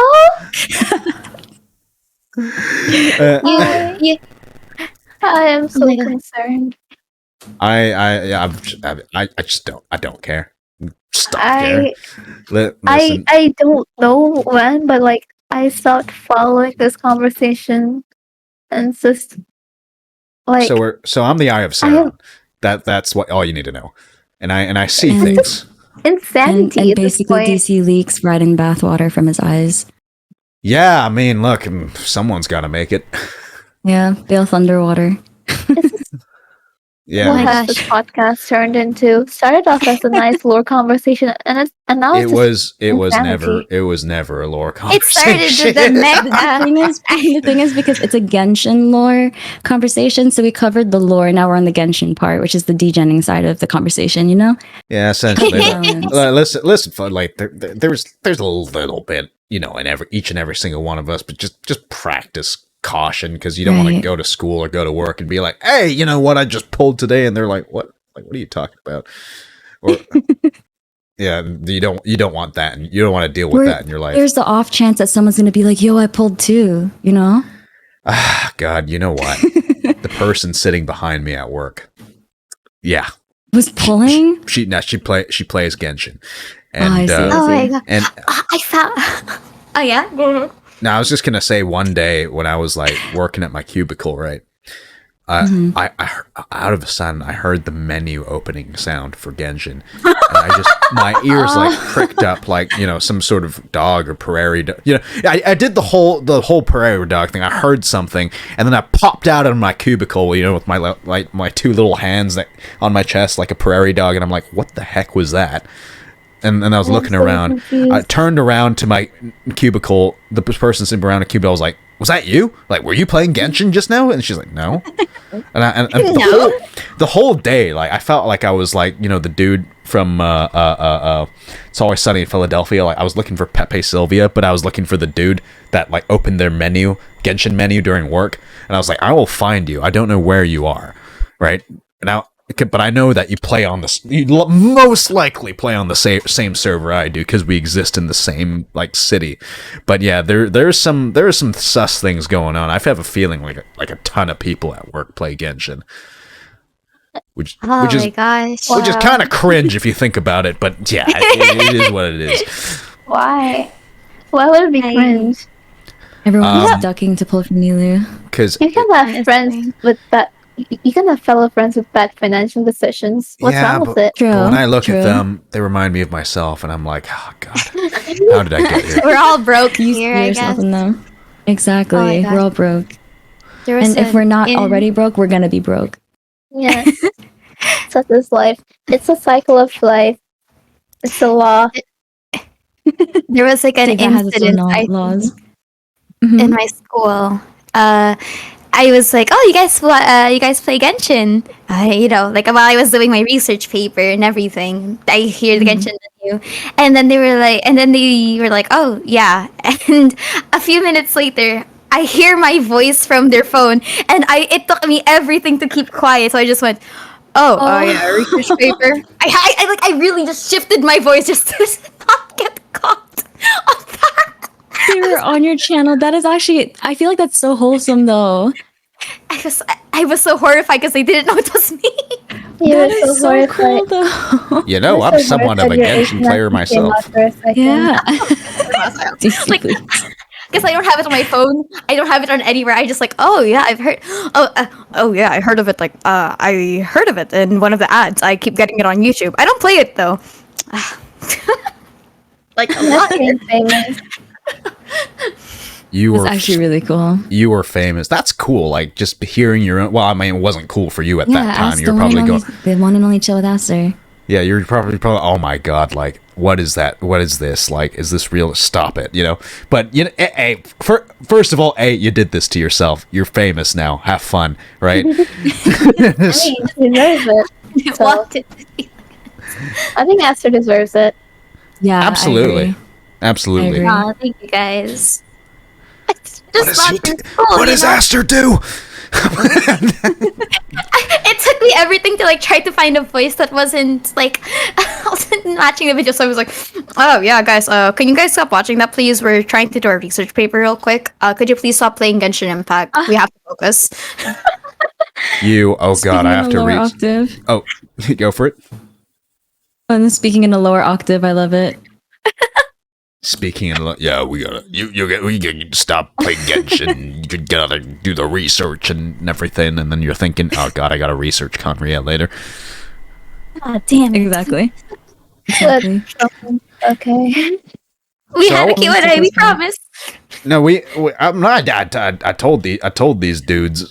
If you got the questions, just fire them up. But you guys are already doing a good job, chat, and asking questions. And I think that we'll definitely continue sort of this format at the same time. So, I mean, the Q&A just literally lasted from the beginning to the end because people just started firing off questions like you scholars do.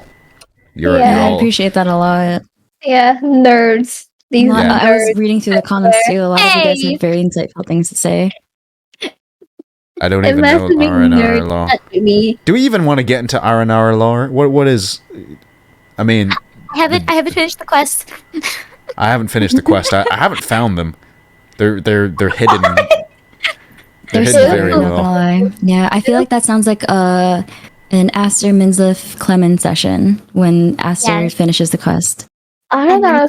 So stupid. I love stupid things. They look so and then cute. we have to refer to each other as like Nara Minsleif, Nara Aster. Oh my gosh, another cult. You know, it's like, well, how you doing, fellow Nara? That's like, oh god, it's that Nara. Aster, Nara. And Aura Cypher. Nara Cypher. Nara. You know what? Just call me Elder DC at this point. For Elder DC, but for every time you miss the Nara or Aura, you do a giveaway. Oh no, I do the giveaway. We're just gonna have terms like for us only, where it's like, you missed it. You're gonna have to press like the giveaway bot. It's on you. Got him. So we're kind of near. We're actually kind of nearing the end of our segment. So I kind of wanted to ask, out of sheer curiosity, what's next for you guys? Do you guys have anything fun planned for your next videos, or is there something you're kind of looking at the moment that you maybe you haven't figured out, but you're getting to the bottom of it as we speak? I'll ask you, Aster. I think we're all curious as to what you're up to. My first thought was Scaramouche's feet. I'm diving more into civilization lore. Listen, I go autopilot sometimes. I'm trying to dive more into civilization lore because I think I haven't finished a lot of Sumeru, which is like on my end as a research student. Sumeru kind of gives me war flashbacks, and not in a good way. So I need to, I do need to prioritize like what I play. So I think I'm going to do probably character theories is what I'm planning to do next. Much smaller things before the really big Rukadevada's dead or something like that. I think. Oh, was that a spoiler? I'm looking forward to that. okay. Nice. Well, definitely. So sort of like another potential piece of work in the works. So a video, maybe. We'll see. So what? Awesome. What about you? Minsleif?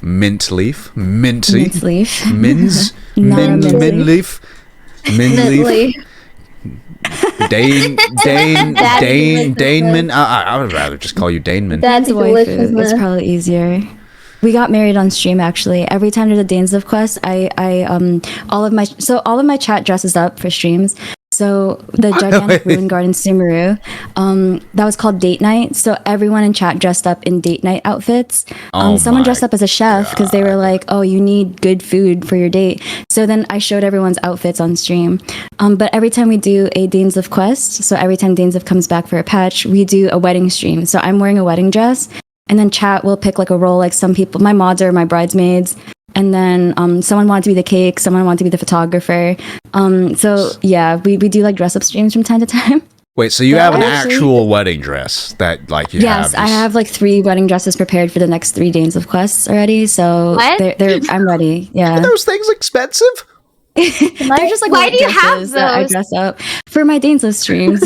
There are a few things that You gotta she commit. needs to address. Got him. Get it? Exactly. Address. Exactly. It's part of the branding. But as for future projects, I actually have a project I've been working on with a friend for about a month now. And we're actually in the middle of writing the script for that YouTube video. I won't say what it is. But it is a topic that I haven't seen covered yet. And it's a real life inspiration in regards to Genshin Impact. And I'm actually really excited for this video because this stuff we found was actually crazy. So definitely look forward to that. I don't want to spoil it just in case, but I haven't really seen this topic be covered before in Genshin, and I happen to have a friend that's an expert at it. So I'm really excited for this video to come out, and hopefully you guys look forward to it. I'm on woke. Great. Well, ladies and My gentlemen. third eye has been opened. Exactly. Keep it open. Ladies and gentlemen, third eye has been opened. We're doing it. We've done it. We did it. That's what we were waiting for. That's why we created One More Cup of Coffee. Now that Cypher's third eye is open, I don't know what to do. I guess we're done, eh? but in any case, ladies and gentlemen, thank you so much for sticking around. Here, Yes. Aster, Minsleif, thank you so much for coming on. I really had a ball of a time talking to you guys. It was a huge honor to be part of this podcast with you guys. Seriously. I'll be back. Oh, dun dun be dun back. dun dun dun dun It was dun so dun much dun. fun. Yeah, I'm really glad to hear it. And Yeah. guys, give it up for Cypher, the pilot podcast You of did co-host. amazing. You know, Yay, thank you. May the wind guide you. and wouldn't guide you. Once again, would like to remind you that we have socials too. So we got Twitter that you can follow us on. Then you can hear about all these events. We also do pre Q&As through Twitter as well. So if you have questions that you already had, that your noggin's loaded in, you can at us, I believe, and I think that we do have special. We should have a special hashtag, but that may have changed. You listen to the announcements, grab the announcements roll, follow us for more information about the festival that we're about to have, celebrating Kusalani's birthday. We're going to have many, many more events to come, perhaps even more One More Cup podcasts with Clem as well in the pool. That should be a fun one. So thanks so much for sticking around, guys. Really appreciate it. And Aster, glad to have you on again. Really, it's always a pleasure to have you on. Minsleif, well, welcome aboard. It is awesome. Oh, thank you. To have you on as as well. well. It was a huge pleasure being here. I've been a huge fan of Aster's work, and I absolutely enjoyed my time here in this podcast. So thank you, DC and Thank Cypher, you. for facilitating Thank everything. you. So I guess every time we want you back, we got to bring Aster too. Yes. That's how it has to work. I lurk I would around love that. It'd be an honor. sometimes. I just look in that's a Minsleif's huge Twitter. All right, I gotta sign off now because or else I'll get fired or something. Well, anyways, thank you so much, guys. Once again, Take care, everyone. the team battle is going to be super fun. Go pick a team. Go and follow our Twitter. Go have our announcements rolls. We'll be announcing everything. So, once again, thank you and have a good day, everybody. Goodbye. Take care, everyone. Bye. Bye bye. It was a great honor to be part of the Iceberg.